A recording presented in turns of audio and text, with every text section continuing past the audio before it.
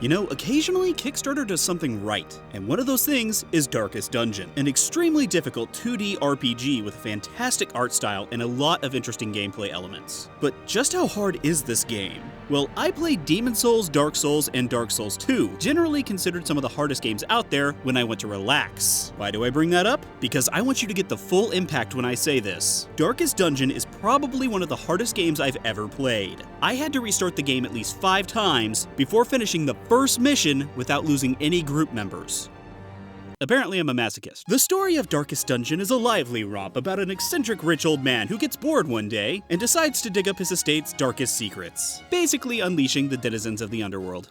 I'm just kidding. It's dark as hell. Well, at least the old man survived all the monsters. Jeez, what the game? Way to start off on a depressing note, which is highly fitting for the rest of the game, I might add. You control a group of adventurers, out to destroy the evil and find the treasure that lay in the dungeons below. Here's how gameplay works. Using your map, you will set your path to new rooms in each area. Rooms could contain treasure chests, enemies, traps, or perhaps nothing at all. After you select a room to go to, you'll then walk your team through the hallways where you'll find more enemies, traps, and loot, and sometimes trapped loot. Those are always fun. Combat is a weird turn-based hybrid strategy mix. While it may seem simple at first glance, it is anything but. In your team of 4, what order they walk in may look arbitrary like some other games, but in Darkest Dungeon, position is extremely important. Here's why. Each character has their own set of skills depending on what class they are, and their skills determine which position is best for the character. Each skill can only be cast from certain positions in your team, and can only hit certain enemy positions. For example, some skills can hit multiple targets at the front of the enemy team. Other skills can only hit multiple targets in the back of the enemy's team, and others can only hit what's directly in front of them. So picking the right team for the right job is vital. P.S. I suggest having one person who can heal, otherwise you're probably f***ed. Once you finish the tutorial and after each mission, you'll be taken to this small town, where you can recruit troops, upgrade your weapons and armor, increase your skills, and engage in various activities to decrease your stress. And I don't mean that figuratively. One of the new systems in this game that I haven't seen in any other game that I know of is your character's stress meter. Every activity you do in a dungeon has an effect on your character's stress. Your torchlight gets too low,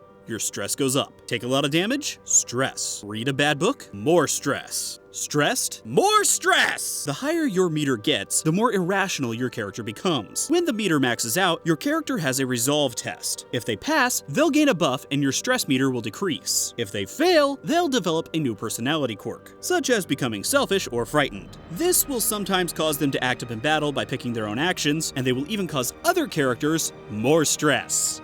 God, I feel like I need a Xanax. Now, the game tells you from the get-go that you will lose some of your team members, and that you shouldn't give up when you do. So don't get attached to anyone, because then you'll just get pissy when they inevitably die. I speak from personal experience. As I mentioned, I've restarted like 5 times to make sure I didn't lose anyone. After I finally defeated the first mission without losing a single person, I proceeded to lose them all in the second. And then I wept loudly in a corner. Luckily, in town you can recruit new adventurers, so you'll never fully lose the game. You'll just get very stressed out. You know, this game really likes stressing people out. I feel like this game might be some kind of college psychology experiment and we're all just guinea pigs. At this point, I haven't made it very far, but that's not for lack of trying. And I'm really excited to play some more because every time I do, I discover a new tactic or strategy that helps me get further and further. Tip: here are 3 little letters that will help you immensely. A-O-E. And that's all I have to say for now. When this game releases on Tuesday, I strongly suggest you pick it up. It has a fantastic art style, a surprisingly deep combat system, and a challenge that will keep you playing for hours.